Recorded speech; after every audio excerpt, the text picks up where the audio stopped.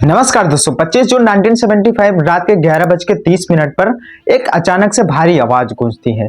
हर कान इस आवाज की ओर खिंच जाता है, मानो कि बहुत बड़ा ऐलान होने वाला हो। और फिर कुछ ऐसा ऐलान होता है जिसने मानो कि करोड़ दिलों की धड़कनों को एक साथ रोक कर रख दिया हो। यह ऐलान एक ऐसे फैसले का था जिसने देश के संविधान को मानो हिला कर रख दिया हो। सुबह तक जब सूरज निकलता है तो ऐसा लग रहा था मानो पूरा देश एक अंधेरे में डूब चुका हो। अखबार, न्यूज चैनल्स और न्यूज़पेपर हर जगह खामोशी छा चुकी थी। किसी को कुछ भी समझ नहीं आ रहा था और जो समझ रहा था वो खुद इस खामोशी का हिस्सा बन चुका था। 1 लाख से ज्यादा विपक्षी नेता और मासूम लोगों को बिना किसी मुकदमे के उनको जेलों में डाल दिया जाता है। और जब देश की जनता सुबह उठती है तो उनके सारे संवैधानिक अधिकार उनसे छीन लिए जाते हैं। यह वो दिन था जब मानो कि लोकतंत्र की सांसें थम सी गई हों। यह था 1975 के इमरजेंसी का खौफनाक दौर। लेकिन ये इमरजेंसी कुछ 1 महीने या 2 महीने के लिए नहीं लगाई गई थी, ये करीब 2 साल तक चलाई गई थी। सोचकर देखिए, पूरे 2 साल जहां लोग खौफ और अनिश्चितता में जीने के लिए मजबूर हो जाएं। लेकिन सवाल उठता है कि आखिर ऐसा हुआ क्यों? वो क्या कारण थे जिनकी वजह से इमरजेंसी लगाई गई थी और इस इमरजेंसी को इतना खौफनाक क्यों माना जाता है? आइए शुरू करते हैं। तो अगर सोचें 1975 की इमरजेंसी पहली बार की इमरजेंसी, तो ऐसा बिल्कुल भी नहीं है। इससे पहले भी हमारे देश में 2 बार इमरजेंसी लगाई जा चुकी थी। 1962 में जब भारत और चीन के बीच में युद्ध हुआ और 1971 में भारत पाकिस्तान युद्ध के समय भी इमरजेंसी लगाई गई थी। लेकिन 1975 की इमरजेंसी अलग थी, इससे बेहद अलग थी। इस बार कोई युद्ध नहीं हो रहा था, इस बार लड़ाई थी सत्ता की। और इस सत्ता की लड़ाई आखिर शुरुआत कहां से होती है? इसकी शुरुआत 1969 से हो जाती है, जब इंदिरा गांधी 14 बड़े प्राइवेट बैंकों का राष्ट्रीयकरण करने का फैसला लिया। यह फैसला दिखने में तो आम जनता का था, लेकिन इसके पीछे की जो कहानी थी कुछ और ही थी। इस फैसले से हजारों बड़े शेयर होल्डर के पैसे दांव पर लगने वाले थे और वो इसको कतई बर्दाश्त करने वाले नहीं थे। सेंट्रल बैंक ऑफ इंडिया के आरसी कूपर, जो बड़े शेयर होल्डर थे, वो सीधे सुप्रीम कोर्ट चले जाते हैं और फिर एक ऐसे फैसले का ऐलान होता है जिसने मानो कि इस फैसले को, इंदिरा गांधी के फैसले को चकनाचूर कर दिया हो। सुप्रीम कोर्ट ने इस फैसले पर रोक लगा दिया, एक बड़ा झटका जो इंदिरा गांधी के लिए असहनीय था। लेकिन क्या आप सोचते हैं यहीं पर कहानी खत्म हो गई? ऐसा बिल्कुल नहीं। इंदिरा गांधी 1 साल बाद संसद में बिल पेश कर दिया और सुप्रीम कोर्ट के बिल को पलट कर रख दिया। और यहीं से शुरू होता है कोर्ट वर्सेस इंदिरा गांधी का असली खेल। 1971 में एक और टकराव होता है। इस बार मामला था प्रिवी पर्स को लेकर के। यह धनराशि उन राष्ट्रपति को दी जानी थी जो भारत में विलय किया था। लेकिन इंदिरा गांधी को यह व्यवस्था बिल्कुल पसंद नहीं थी और वो इसको खत्म करने का डिसीजन लेती हैं। लेकिन राष्ट्रपति का कड़ा विरोध करते हुए और मामला फिर से सुप्रीम कोर्ट चला जाता है। कोर्ट ने इंदिरा गांधी के इस फैसले पर फिर से रोक लगा दी, लेकिन इंदिरा गांधी ने फिर वही किया, संसद में संशोधन पास करके प्रिवी पर्स को खत्म कर दिया और इस तरह से कोर्ट के फैसले को फिर से एक बार पलट कर रख दिया गया। लेकिन यह टकराव यहीं पर खत्म नहीं हो जाता। इंदिरा गांधी को और बड़ी चुनौतियों का सामना करना पड़ता है। 1974 में गुजरात और बिहार के छात्र आंदोलन ने पूरे देश में हलचल मचा दी। जयप्रकाश नारायण ने खुद कल इंदिरा गांधी के खिलाफ आवाज उठाई और फिर आया 1975 का वो ऐतिहासिक फैसला जिसने सब कुछ बदल कर रख दिया हो। इलाहाबाद हाई कोर्ट ने इंदिरा गांधी के चुनाव को 6 साल के लिए अवैध करार दे दिया। उनको 6 साल के लिए चुनावी डिस्क्वालीफाई कर दिया गया। आखिर आगे क्या हुआ और कैसे इस फैसले ने पूरे देश को हिलाकर रख दिया और वो कौन से ऐसे कारण थे जिसने इमरजेंसी का काला अध्याय रच दिया इतिहास में? आइए इस वीडियो में आगे डिस्कस करते हैं। और अब साल 1971 में भारत में चुनाव होते हैं और इसमें चुनावी मौसम गर्म था और देश की नजरें एक ही शख्स पर टिकी थी, वो थी इंदिरा गांधी। देश के कोने कोने की जनता ने उनको भारी बहुमत से प्रधानमंत्री चुन लिया था और अब वो काफी ज्यादा मजबूत और दृढ़ नेता के रूप में पूरे देश में शासन करने लग जाती हैं। लेकिन ये सत्ता जितनी मजबूत दिख रही थी, इसकी जड़ें उतनी ही अंदर ही अंदर कमजोर होती जा रही थी।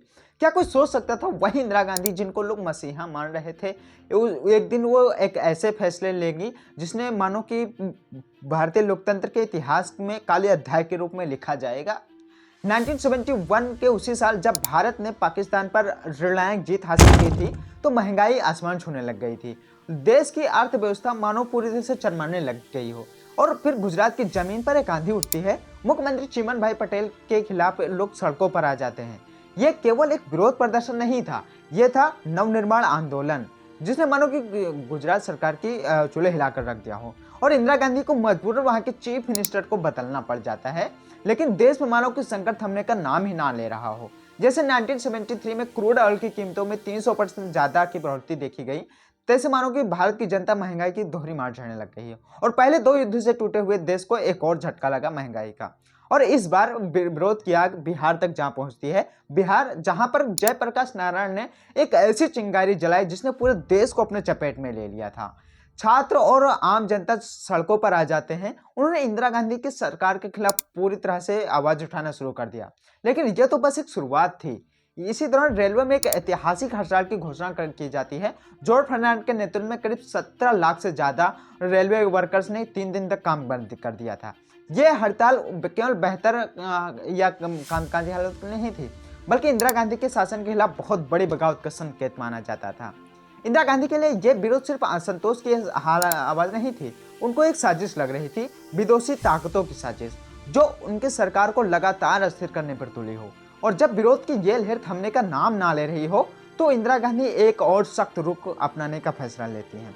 और फिर आता है 1975 का और इसी साल एक और इंदिरा गांधी को बहुत बड़ा झटका लगता है। इलाहाबाद का एक ऐतिहासिक फैसला राजनारायण द्वारा दायर किया गया मामले में अदालत ने इंदिरा ने रायबरेली चुनाव में दोषी ठहराया। उनके चुनावी मंच की ऊंचाई और उनके चुनावी एजेंट के सरकारी होने के कारण उनको लोकसभा सदस्य से 6 साल के लिए अयोग्य घोषित कर दिया गया। ये एक ऐसा फैसला जिसने पूरे देश में मानो भूचाल लाकर खड़ा कर दिया हो। इंदिरा गांधी पे से मानो कि 17 धीरे धीरे फिसलती चली जा रही हो। उन्होंने सुप्रीम कोर्ट में अपील की, लेकिन सुप्रीम कोर्ट ने भी उनके चुनाव लड़ने के अधिकारों पर 6 साल के लिए रोक लगा दिया थी। लेकिन वो अगली सुनवाई तक प्रधानमंत्री जरूर बनी रह सकती थी और अब उनका राजनीतिक भविष्य पूरी तरह से बीच में लटका था। देश में मानो पूरी और हाहाकार मच चुका था। एक और इंदिरा गांधी के समर्थन में रैलियां हो रही थी, वहीं दूसरी तरफ उनके खिलाफ विरोध प्रदर्शन तेज होते जा रहे थे। जयप्रकाश नारायण ने देश के लोगों से सीधे आह्वान किया कि वो सरकार के किसी भी आदेश का पालन ना करें। देश में मानो कि सिविल डिसोबीडियंस की सिचुएशन बनने लग गई। और फिर आता है वो काला दिन 25 जून 1975 को रात के 11:30 पर रेडियो पर इमरजेंसी की घोषणा कर दी जाती है। भाइयों और बहनों, राष्ट्रपति जी ने आपातकाल की घोषणा की है। इससे आतंकित होने का कोई कारण नहीं है। The President has proclaimed emergency. This is nothing to panic about. उनकी लोकप्रियता को मानो पूरी तरह से खत्म कर दिया हो। और जब 1977 में फिर से चुनाव होते हैं तो इंदिरा गांधी और उनकी पार्टी कांग्रेस पूरी तरह से चुनाव में हार जाती है। आज़ादी में पहली बार जनता पार्टी सत्ता में आती है और देश में फिर से इंदिरा गांधी को सत्ता से बाहर किया। लेकिन इंदिरा गांधी सत्ता से ज़्यादा दूर बाहर रहने वाली नहीं थी। कुछ समय बाद फिर इंदिरा गांधी फिर से सत्ता में लौट आती हैं, लेकिन वो काफ़ी ज़्यादा बदली हुई थी नर्म और पूंजीवादी नीतियों के साथ में।